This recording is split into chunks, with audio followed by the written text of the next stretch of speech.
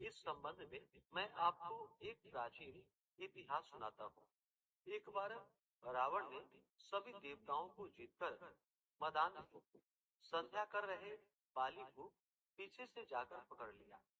बलशाली बाली रावण को अपनी आंखों में दबाए हुए आकाश मार्ग द्वारा कृष्णगंधापुरी में आया और इस बंदी रावण को अपने पुत्र अंगद के लिए खिलौना के रूप में दे दिया।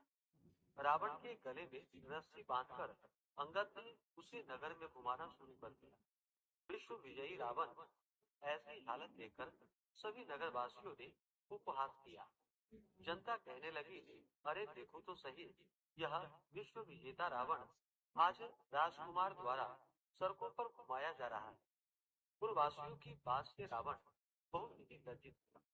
इस प्रकार उसका दर्प चूर हुआ। उसने अपने पितामह पुलस्त मुनि का स्मरण किया। अपने पोते की दीन पुकार से मुनि को आश्चर्य हुआ कि उसके पोते की ऐसी दशा क्यों हुई है। अत्यंत गर्व करने से देव, दानव, मनुष्य आदि सभी का पतन अवश्य ही संभावी हो जाता है। रावण के समीप आकर मुनि ने पूछा कि तुमने मुझे क्यों याद किया है। रावण ने कहा कि हे पितामह, देवताओं को जीतने के कारण गर्व करने से मेरी यह दुर्गति हुई। मैंने संध्या करते हुए एक वानर राज को देखा। पश्चिमी महासागर के तट पर मैंने उसे पीछे से पकड़ने की चेष्टा की, परंतु मैं ही उसके द्वारा पकड़ लिया गया। मुझे वह यहाँ लाकर गले में रस्सी लगाकर अपने लड़के को खेलने के लिए दे दिया। इस दुर्गति को देखकर नगरवासी मेरी हंसी उड़ाते हैं। हे देव, इसी चिंता में मैं व्याकुल रहता हूँ। रस्सी पे बंधा रहने के कारण मैं अशक्त हो गया हूँ। हे नाथ, अब मैं क्या करूँ? मेरा जैसा आपके वंश में कोई दूसरा कुल कलंक ही नहीं है। अब आप ही देखिए।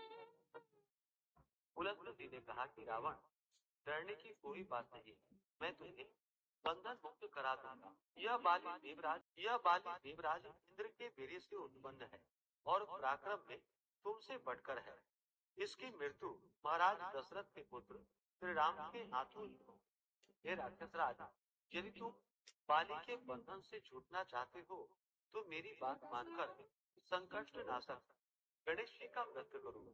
प्राचीन काल में पितासुर की हत्या के प्रायश्चित स्वरूप इंद्र ने इस व्रत को किया था। अतः तुम भी इस संकष्ट नाशक व्रत को करो। बहुत शीघ्र ही तुम्हारा क्लेश दूर होगा। इस प्रकार आदेश देकर महर्षि वन में चले गए और इधर रावण ने व्रत का अनुष्ठान किया।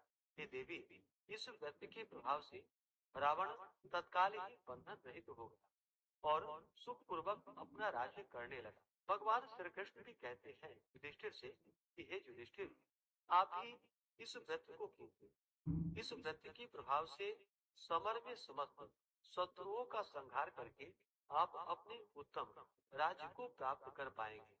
श्री कृष्ण जी की बात सुनकर युधिष्ठिर ने भी विधि पूर्वक पौष मास कृष्ण पक्ष की चतुर्थी का व्रत किया और इस व्रत के प्रभाव से उन्होंने अपने राज्य को पुनः प्राप्त किया।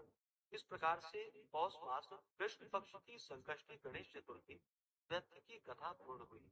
तो बोलिए प्रेम से भगवान गणेश की जय, भगवान भोलेनाथ की जय, माता पार्वती की जय, सर्व देवी देवता की जय। जो भी संकष्ट चतुर्थी का व्रत धारण करते हैं उन्हें चाहिए कि चतुर्थी तिथि के दिन सुबह ब्रह्म मुहूर्त में पितर की नित्य क्रियाओं से निवृत्त होकर के गंगा नदी में या घर के नहाने के पानी में थोड़ा सा गंगा जल मिला करके स्नान करना चाहिए। शुद्ध वस्त्र धारण करके व्रती को संकल्प लेना चाहिए। भगवान गणेश जी से प्रार्थना करनी चाहिए कि आज मैं पौष मास कृष्ण पक्ष की गणेश चतुर्थी का व्रत धारण करने जा रहा हूँ या करने जा रही हूँ। इस प्रकार से भगवान से प्रार्थना करें और इस दिन दिन भर निर्जला रह करके व्रत को धारण करें। जो निर्जला नहीं रह पाते हैं, जिनका स्वास्थ्य सही ना हो, तो एक समय फलाहार ग्रहण करें। और इस दिन विशेष प्रकार से चंद्रोदय के समय में भगवान गणेश जी का साथ में चौथ माता का, जो कि माता पार्वती का स्वरूप मानी जाती है, तो इनका पूजन करना चाहिए। भगवान गणेश जी का गंध पुष्प धूप दीप आदि से पूजन करके इन्हें सिंदूर अर्पित करें, दुर्वादल चढ़ाएं। अनेक प्रकार के नैवेद्य जो कि मोदक हो या लड्डू हो या अनेक प्रकार के मिष्ठान आदि का भगवान गणेश जी को भोग लगाए। जल से आचमनी करवाएं। मुख शुद्धि के लिए पान पत्र सुपारी लौंग इलायची के साथ में अर्पित करें। इसके बाद फिर संकष्टी चतुर्थी व्रत का कथा श्रवण करना चाहिए। इसके बाद हवन आदि का कार्य संपन्न करके भगवान की आरती करनी चाहिए और फिर चंद्र देवता को कच्चे दूध का या जल का अर्घ्य प्रदान करने के बाद यह व्रत पूर्ण माना जाता है। चतुर्थी तिथि प्रारंभ समय 18 दिसंबर 2024 दिन बुधवार सुबह 10:08 और चतुर्थी तिथि की जो समाप्ति है वह 19 दिसंबर 2024 दिन गुरुवार सुबह 10:04। तो चंद्रोदय व्याप्ति के इस वीडियो को लाइक करें, हमारे चैनल को सब्सक्राइब कर बेल आइकन जरूर प्रेस करें।